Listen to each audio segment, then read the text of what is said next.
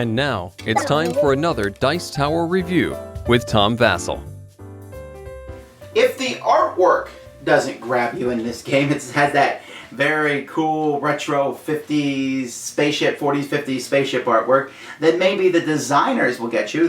We have Tom Lemon and Joe Huber, some very well-renowned designers, and this is basically a pickup and delivery game without the map.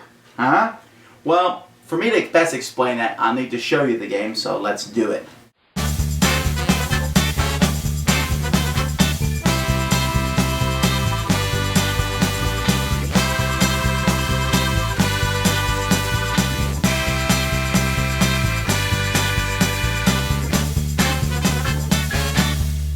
Here's the main board, which is divided into 4 quadrants: the shipyard, the market, the belt, and the dock.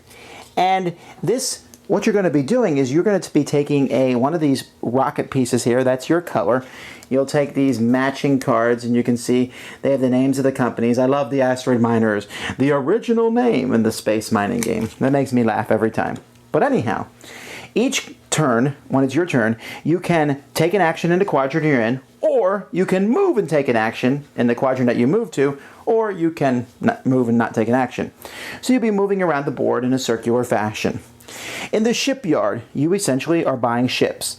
Now, when you're in Mark 1, you can only buy the ships that are here, and you have 2 choices. You have a choice to buy a scout or a tug. You know, they're the opposite ships on the other side. And they have different stats. They have, for example, the scout here has 5 energy and has 1 cargo hold, and the tug has 3 energy and 2 cargo holds. So that's really the only difference. And you can pay the price for these ships straight up, 8 and 10, or you can buy them on credit, which means you pay only half price, and then take 2 loan markers. You then, every time you come around to the shipyard again, you have to pay that 50% again, which means you essentially will pay 150% for the ship, but hey, you know, where are you going to get a deal like that? When you buy a ship, you're going to take a whole ship card. And you can have multiple ships. There's plenty here for everybody. There's a limit to how many ships you can have depending on what kind you have. But you'll put the ship card here, and then you'll add other things here later on. You'll have cargo holds here. This is where a pilot will go. Here's a destination card, and here's where you'll be able to put your upgrades. Speaking of that, when you go to the next spot, here is where you can buy upgrades for your ship. You can buy pilots, or you can buy upgrades. When you buy a pilot, you'll put the pilot in your ship. He'll give that ship a special ability. Or an upgrade, when you buy that, you simply discard the card, take the matching piece of equipment, and there is a hard limit on how many are in the game, and you'll put that on your ship. Then, when you move down to the belt with your thing, this is where you will be hunting down mines. And you will be spending energy from your ship to do different things. Mostly what you'll be doing is to be getting mines. There's different mines that are included in the game. You can see the different colors here, and you'll start with 2 in front of you.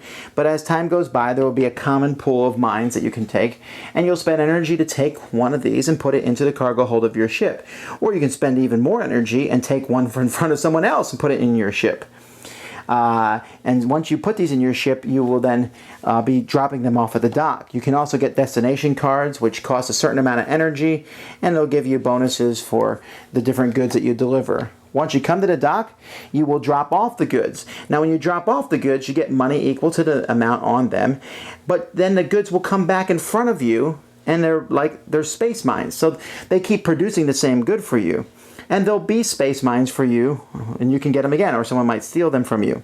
However, in the marketplace, you can pay $6, whatever the money currency is, to claim one of these mines. And when you claim a mine, no one can take it from you. And if you notice, it also increases the amount that it comes in. In fact, these brown ones start the cheapest, but they have the biggest jump and increase. Purple ones have a little bit less, and the blue ones have the smallest jump. So each gives a different payoff. And so you can also spend energy to search in the bag and get more mines if you don't like the ones that you have. There's a lot of different ways to spend energy in the belt. Then when you get to the dock, you drop off your money, and then you go back to the shipyard, and you just keep going around and around and around and around. When someone has $150, they can, or I'm sorry, when someone has 100, they can declare the end of the game. If they have 150, they have to. At that point, whoever does it will stop here, and once people get there, they'll take money every turn they're stopped there. So that encourages everybody else to finish up. And when you get here, whoever has The most money is the winner of the game. Now, many people know that I'm not a huge fan of pickup and delivery games, so you might expect me to not like this, but at the same time, you also know I'm a big fan of space games, so who's going to win there? Well, actually, I like the game. And it's not because it's space, although I do like that part, but it's because the mechanics flowed very smoothly. What this game really reminds me of is another space game called Outpost, where you take things and build up and do it. And this has that exact same feel, where I take a spaceship and I get parts on that spaceship and I go and I get resources and I take those resources and I get points from them and I keep going around the board in this circular motion. In a sense, this game is kind of, rinse, gargle, spit out, repeat, that type of thing. But I like it. I think part of the reason I like it is because you get multiple spaceships in front of you. And because you can have each of those spaceships kind of do what you want. And there's different ways. You can go for the cheaper mines and get them and fill up with them and get points for them, knowing that later on they'll transform into more valuable mines. Or you can go for the better stuff right away and just hope that you get around the board faster than the other players. It's really a game of timing in a sense, because you want to be the first one around. Now, I'm a little, the game is going to feel different depending on how the players play. If all the players upgrade their spaceships, you're going to see cool upgrades and things, but players could simply just go around as fast as they could and try to collect goods without upgrading their spaceship that much, trying to ensure speed and getting a good fleet of spaceships. I don't know which strategy is better, but I do like it. There's some interaction where you can steal mines from an opponent, but I do like the fact that you can claim a mine, which makes it increase in value, and then no one else can take it. You have a decent amount of decisions each turn, but they're not huge. It's like, okay, here I can buy 4 or 5 different cards, and that's it. Here I can take a few mines, and that's it. Here I have a choice between 2 different spaceships. The rules could have been slightly better written, but I understood them, and it's easy to explain. I could easily explain this to people and tell them how to play it and so on. But for me and for everyone else who played it, it was an enjoyable experience, and I liked it.